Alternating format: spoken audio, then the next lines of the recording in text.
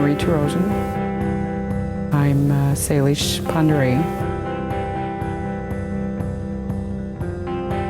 Al Weisman's my name. My name is Waddell Stump Sr. My name is Earl, old person. My name is George Charles Nightwalker. My name is Burton Putting on Top Sr. My crew name is Chilakshadube. Translation means 2 mornings. My name is Robert Magnet. Dr. Florence McGeesha Garcia. My name is George Horse Capture Jr. My Indian name is Maistuaki, which means Crow Woman.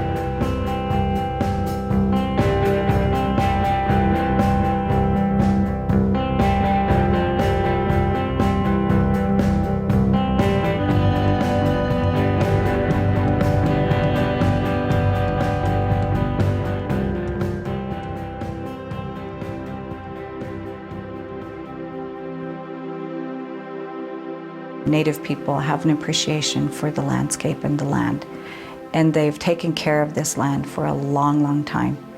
You know, I go as far as saying millenniums. And I think that's one thing that connects all Native tribes at some point or another is valuing land. My favorite thing is just being able to roam all over Blackfoot territory, look at the landscape from a Native perspective, thinking, okay, my ancestors were here, like to see what the landscape has as far as stories and what it can tell us as people today. I don't know there's very many places like this that exist on Earth anymore. This land might be on a map in southeastern Montana today, but there's so much more involved in how that came to be. We share many traditions and values is what brings us together. Generosity, humility, honesty. Those are things I think that really manifest themselves here in a place that is very rural, very remote. And that's really, you know, a very almost sacred thing. We have shared history, shared culture, but we're very diverse and many different combinations, from traditional to very advanced technologically, to progressive thinking, to very conservative socially. We cover a real spectrum of diversity within our own community.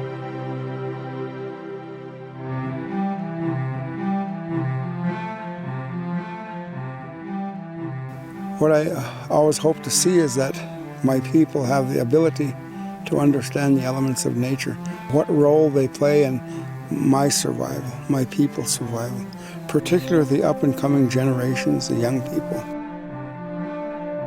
In my view, the buffalo were a metaphor for our people in terms of the buffalo were at one time plentiful, more than plentiful.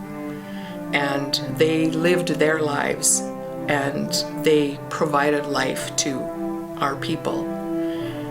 The buffalo were nearly annihilated. We're, you know, it's a blessing that we even have any true buffalo here. I see a parallel there in what happened to the buffalo and what happened to Native people in this country.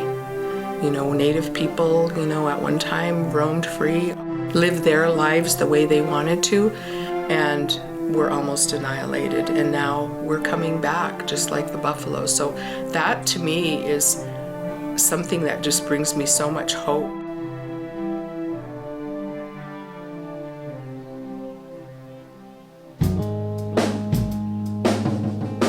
You're smelling what the prairie used to smell like and what the prairie should smell like.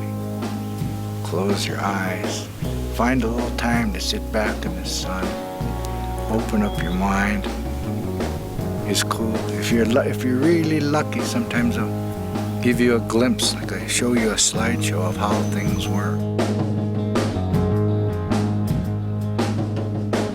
Even them just being out there, to know, you know, that connection for us to that animal is there. And if we want to see it, we want to go out there and look at it, pray to it, talk to it, sing to it, It's there for us to do that. And that's part of that healing process for us. This is part of who we are, and we don't want to lose it.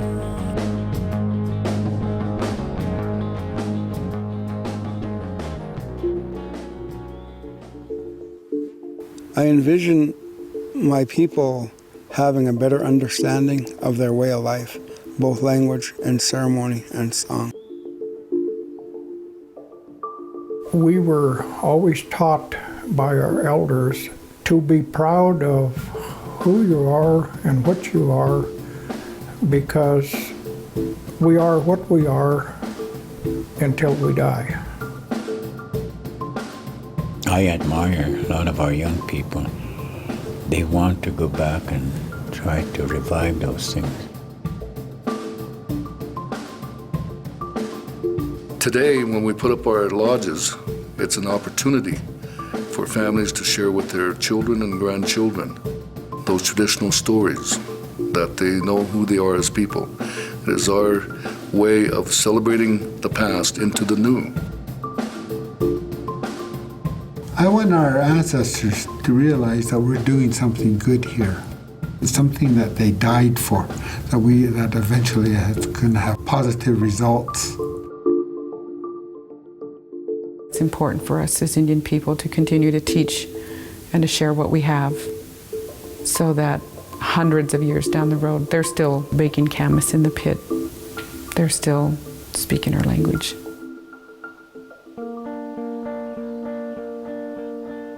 To really understand us, you're not going to find us in a history book.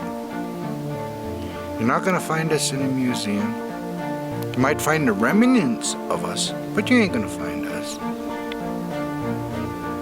It would be good if people had the time, if they really wanted to know us, laugh and cry with us, participate in our ceremonies, share your ceremonies with us. It brings me pride to know that I'm able to help people to understand and to learn that we're not forgotten. It's good that we have two different kinds of life, you know. We have our traditional way, our Indian way of life, and then we enter into the life today. And it's important to our young people to remember that that's the life we're going to have to work toward. That would be my goal, that would be my dream, that our children will take their place in our society in a good way.